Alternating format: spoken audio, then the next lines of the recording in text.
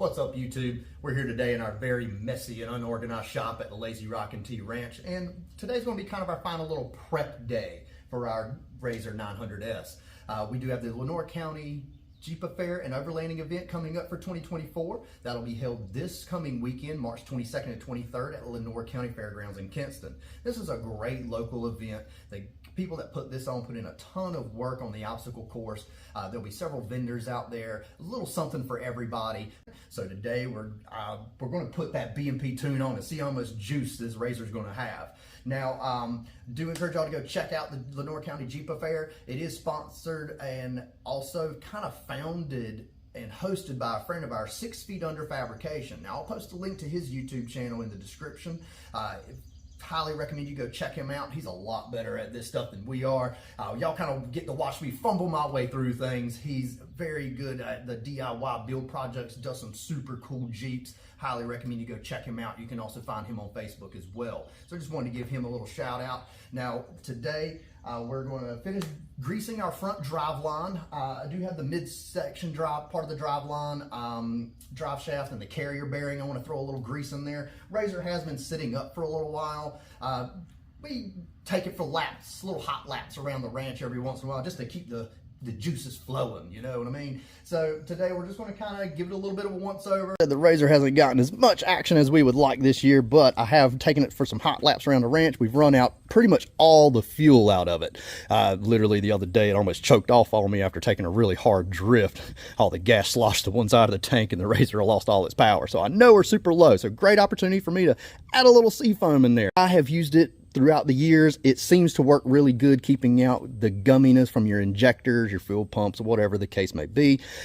We got a lot of ethanol in fuel nowadays, and that can kind of clog up the works, so to speak. So we're going to put some in here now. Our tank is nice and empty. Now that BMP tune is going to require a minimum of 90 octane, so I went ahead and got me a full jug of 93 Juicimus, and we're going to go ahead and top this off, and then we're going to pop the hood off the RZR. I'm going to kind of look how I need to run this harness. Alrighty, got the drive line all greased up, and I went ahead and got the programmer mounted and the harness ran.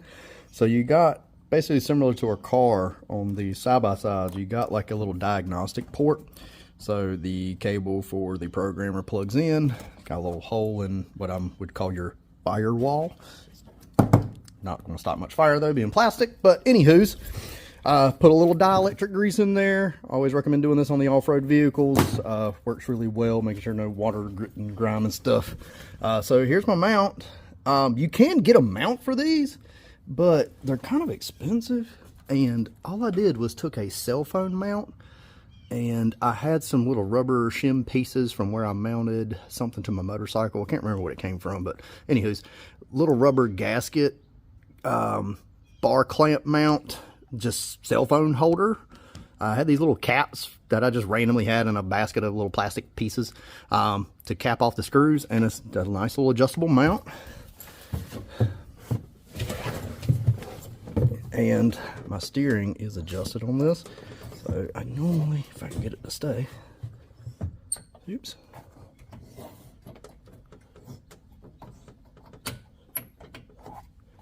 Okay, right in there. All right, so nice little mount. Actually worked out really well. It's very close, kind of tight, but works really good. Got enough slack to where you can adjust the steering wheel getting in and out. I'm just kind of long-legged, so it's nice to be able to flip the steering wheel up out of the way when I'm getting in and out.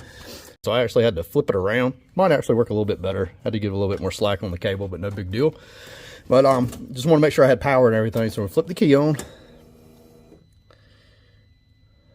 Get the Dynajet screen.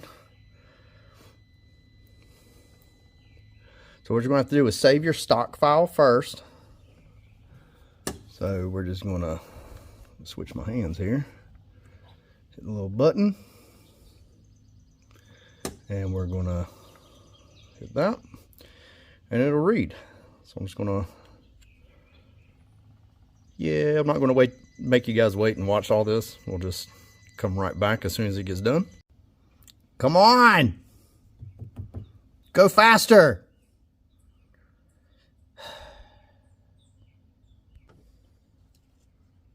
It's time for a trail soda. Alrighty, 3 days later, we have our factory tune saved. So we hit the return button. And I already had this, I ordered this from BMP with their tunes already on it. So it said all required files found. So yay. This should be, yeah, level 1 and level 2. So the level 2 is for what they would call full exhaust. I did talk to BMP about this because there wasn't any real full exhaust options listed on their website. And the gentleman I spoke with, he said that the 1000S exhaust would work for the 900S. They're pretty similar. Basically, the 1000 and the 900 are very almost identical units, really. I think the engine has a little bit more of a stroke to it, which is why you get the extra cc's. From the way that was explained to me again by BMP, and these guys know what they're doing, so I would trust what they say. I do, when I looked at the 1000S's, and I'll show you just because we're on the subject real quick. Over here on the exhaust, since we were on the subject. Okay, so on the 900S, you got these springs, so it doesn't actually like bolt or clamp. So you got like your header pipe, excuse the super rusty heat shield, but anywho's. So you got these little springs that just keep the tension on it. And you got like a little donut, little gasket in here. The 900s, the 1000s, however, have an actual flange that you bolt in. So I guess you can make them work, but it would require some modification. You would probably have to get the 1000S head pipe.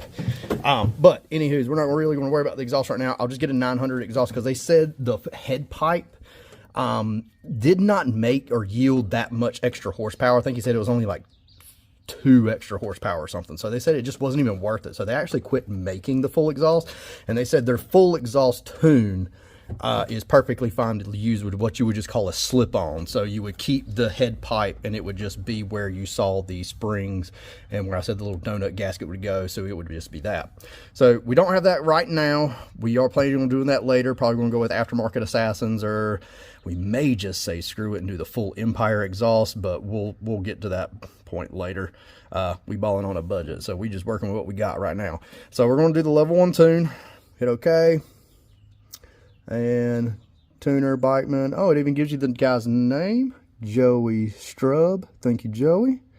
Level 1, optimized fuel ignition, raised limits, cooling fan 190 to drop down to 185, no electronic speed limit, 9,000 RPM. So I did do another little hot run video factory without the tune flash. So we should hopefully see these RPM changes. I will slide that little snippet of that video. I'll do like a little comparison here in a minute. Also, the limits thing is super important on these RZRs. Okay, so give a little background here. So the 1000 and the 900, I don't actually, I'm going to take that back. I'm not 100% about the 1000, just obviously I have the 900, so that's where most of my research and reading has gone into. So the 900s from the factory are super limited. Like, they have an electronically controlled throttle body. So it's throttle by wire, not like a cable linked from the pedal to the actual throttle body itself. It's not like mechanical, it's controlled by an electrical signal from a wire. Similar to most cars nowadays. So basically the Polaris factory 900S ECM keeps the throttle body only open to achieve this factory set 75 horsepower. So even if it's kind of cool outside, or even if it's hot outside, you will never usually get 100% throttle opening. And that sucks because that limits a lot of power, because you get more air, more fuel, usually more power. That's kind of in a nutshell how that works. So the 900s are really, really limited from the factory. Some people on the forums that I've done some reading argue that that was a selling point, because if they didn't, then what would be the point in getting the 1000? Because again, there's super little difference, as we have discovered on our little journey here with the RZR. So that's going to be super important. The other thing is also going to be, it allows 2-foot control, which I love, especially when I go rock crawling in UARI or get on some super tight technical stuff, or I got like a drop off or something like that. That way I can have my foot on the brake and still give it gas. From the factory, these things, if you touch that brake pedal with the throttle in, or vice versa, doesn't matter the order you do it in, it just kills power.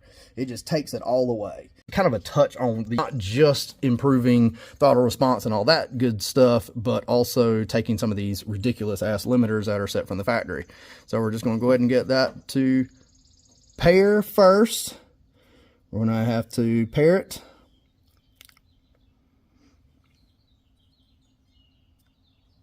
I do not want to delete them. Flash ECU, yes.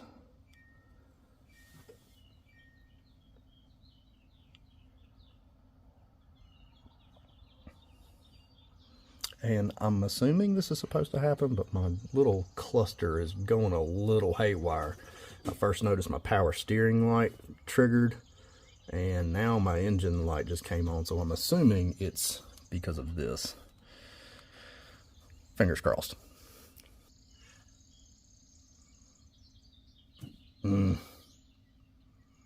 Okay, so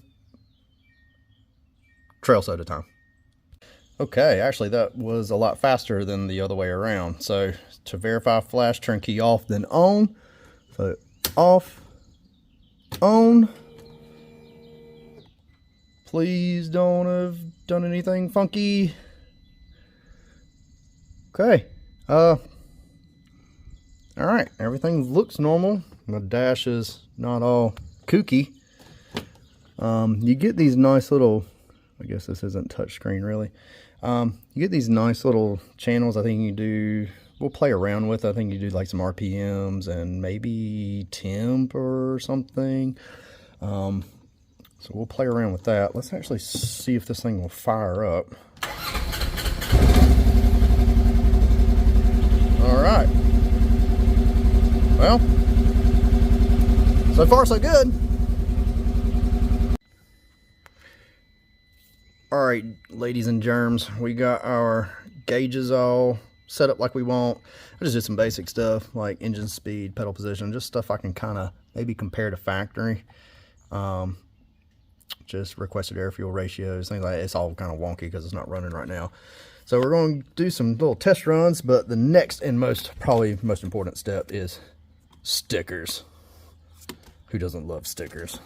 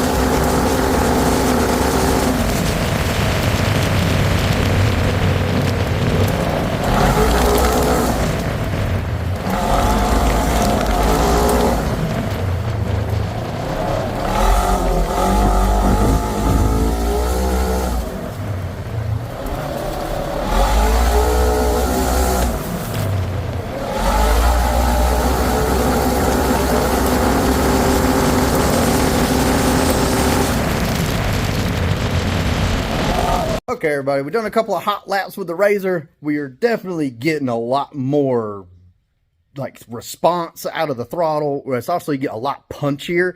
Now, I'm not picking up any more mile per hour. I'm still topping out around 69 miles per hour, and that is with a Super ATV Rev 1 clutch kit, generic little kind of just updated performance clutch kit, a little bit better belt grip, a little bit more download power to make up for heavy tires, things like that. Now, I am seeing to where I would shift out about 79-ish RPMs with the factory tune.